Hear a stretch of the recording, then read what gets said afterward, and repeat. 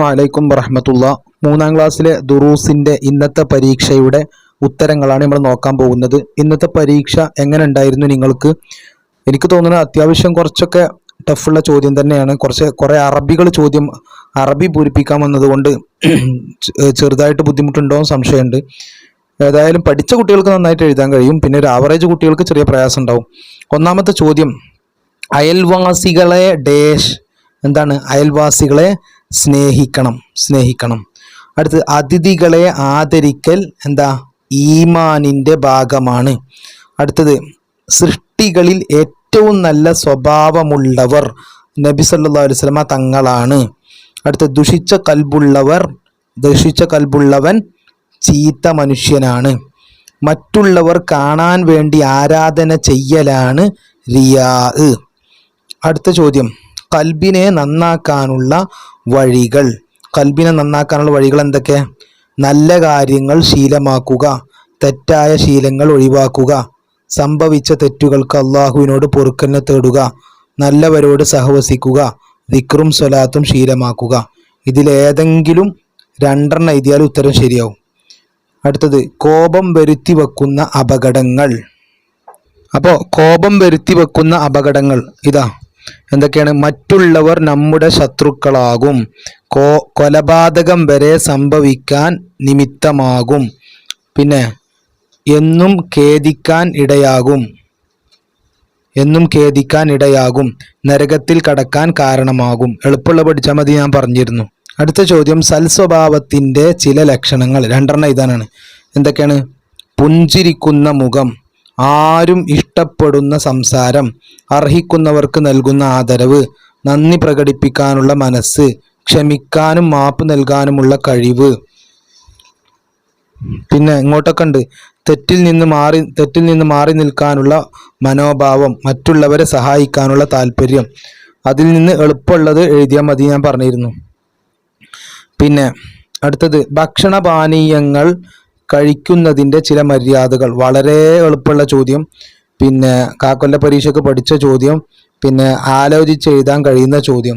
എന്താ? കൈ കഴുകുക, ബിസ്മി ചൊല്ലുക, അങ്ങനെ ഒരുപാട് പഠിച്ചിട്ടുണ്ടല്ലോ. ഭക്ഷണം കഴിക്കുന്നതിന് പിന്നെ 2 കൈകൾ വായും കഴുകുക, പിന്നെ ഇരുന്ന് കഴിക്കുക, വലത് കൈ കൊണ്ടാവുക, തുടക്കത്തിൽ ബിസ്മി ചൊല്ലുക, അങ്ങനെ ഒരുപാടുണ്ട്. നമുക്ക് വൃത്തിയിൽ അക്ഷരത്തെറ്റില്ലാതെ എഴുതിയവർക്ക് ഫുൾ മാർക്ക് ഉണ്ടാവും. അടുത്തത്, ആരാണ് കുടുംബക്കാർ? പിന്നെ അതൊക്കെ നമ്മൾ കാക്കൊല്ല പരീക്ഷയ്ക്ക് പഠിച്ച ചോദ്യമായിരുന്നു. നമ്മുടെ ഉപ്പയുമായോ ഉമ്മയുമായോ രക്തബന്ധമുള്ളവരാണ് കുടുംബക്കാർ. അതാണ് അതിൻ്റെ ഉത്തരം. അടുത്ത ചോദ്യം, അയൽവാസികൾ എന്ന് പറഞ്ഞാൽ ആരാണ്? അയൽവാസികൾ എന്ന് പറഞ്ഞാൽ ആരാ? ഇതാ, നമ്മുടെ വീടിൻ്റെ ഓരോ ഭാഗത്തേക്കുമുള്ള 40 വീടുകളിലുള്ളവർ നമ്മുടെ അയൽവാസികളാണ്. ഇനി ഈ ചോദ്യമാണ് കുറച്ച് ബുദ്ധിമുട്ടായിട്ട് എല്ലാവർക്കും തോന്നിയത്. കാരണം ഫുള്ള് അറബി പൂരിപ്പിക്കാൻ വന്നു.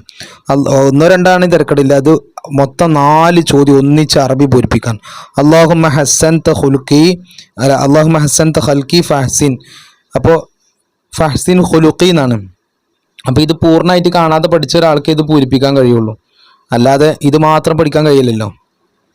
അപ്പോൾ ഇത് മുഴുവനും കാണാതെ പഠിക്കേണ്ട ചോദ്യമായിരുന്നു അല്ലേ? അടുത്ത ചോദ്യം, മൻ കാന യുഅ്മിനു ബില്ലാഹി വൽ യൗമിൽ ആഖിരി ഫൽയുക്രിം ലൈഫഹു. എങ്ങനെ ലൈഫഹു എന്ന് എഴുതുക?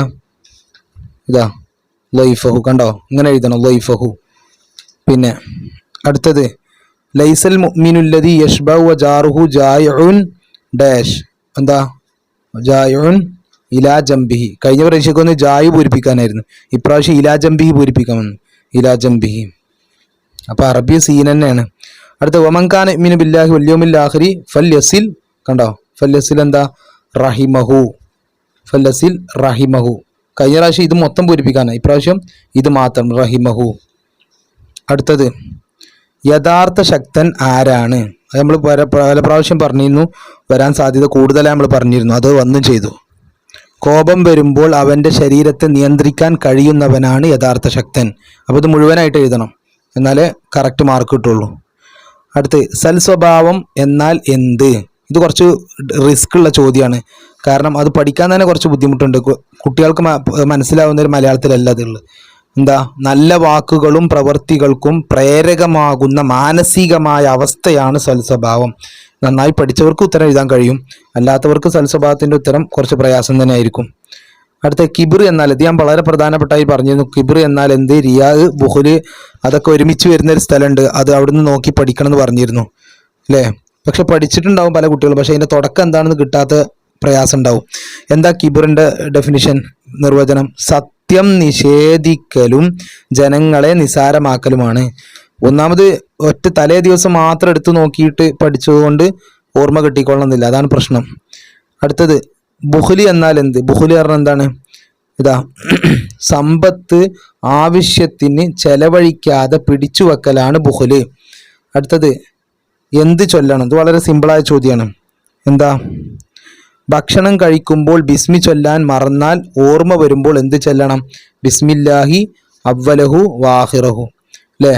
അതെല്ലാവർക്കും അറിയാം, പക്ഷേ എങ്ങനെ എഴുതാൻ നോക്കുക. ബിസ്മില്ലാഹി അവ്വലഹു വാഹിറഹു. അപ്പം നിങ്ങൾക്ക് എങ്ങനെ ഉണ്ടായിരുന്നു പരീക്ഷ എന്ന് അറിയിക്കുക. അസ്സലാമു അലൈക്കും വറഹ്മത്തുള്ളാഹി.